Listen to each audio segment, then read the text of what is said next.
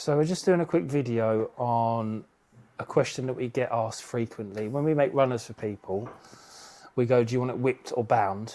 And they go, what's the difference between the two? So here is the first one, which is taping, which is binding.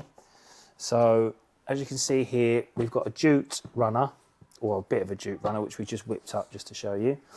And we've got a tape on the side of it, which is a black tape.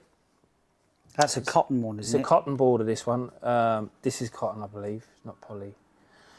And basically what we do is we generally put it at 5 centimetres on each side, but you can have it adjusted to whatever you want, basically. That's the more expensive option. So that goes on either a stair runner, a floor runner, or a rug, doesn't it? Yeah, so there is, you do these with rugs and you have miters on the ends. So you have a 45-degree miter on the end. I will find a rug now, which Robert will show you. Brown tape there, mate.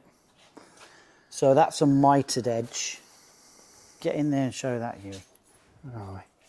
So yeah, let me grab hold of it. So yeah, this is a miter on here.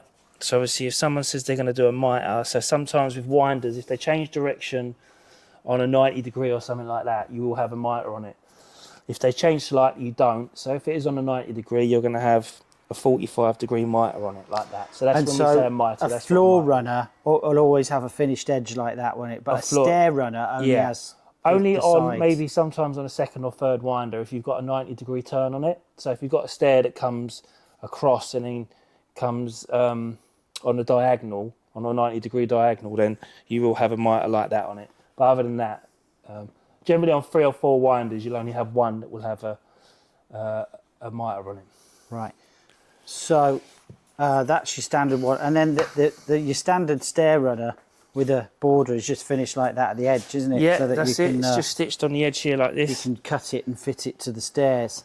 So the second one. Yeah, let's talk about the whipped edge. So this is a whipped edge. So with jute and things like seagrass and stuff like that. Well, any carpet can have a whipped edge, can't it? No, it can, but I'm trying to explain the difference between the back ends and stuff, you know. So with this specific carpet, with jute, sisal, seagrass, anything natural, what you'll find with the back of it we have to do is we'll put this hessian on the back or twill tape. So we use a stuff called Copydex, and that sticks, well it's actually latex. It's like a rubberized adhesive when it dries. And we stick this on, so what this does, this holds the carpet together when we whip it. And then basically that is a whipped edge there. We've whipped this a lighter colour so you can see the contrast, so you can see the difference between the whipping and the taping. So again, this is whipping, this is taping. So if we say, do you want it bound, it means taped. And if you want it whipped, it means whipped with a cotton edge. So we often say taped and bound, don't we? Taped and bound, or with a border. Taped, well, but bound or whipped, don't we? Yeah. And so let's just have a look at some of the borders that you can have any colour border. There's hundreds, isn't there? Yeah, there's loads of different borders. So these are some of them. The colours. You've got some nice vibrant colours here. And that's a herringbone pattern on it. These are herringbones, yeah. You can just see the herringbone pattern on it. Then you've got stripes. Some down there. Yeah. Oh, you moved them. They're behind you. Yeah.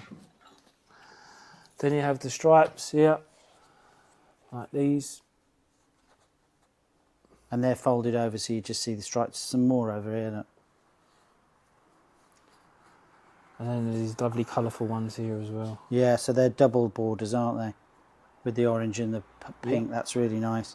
It's really quite popular. So there is some very, very nice tapes here. So you want to you usually put a stripe tape on a plain runner, don't you? If you've got a pattern runner, it gets a bit busy, so you stick a plain one on.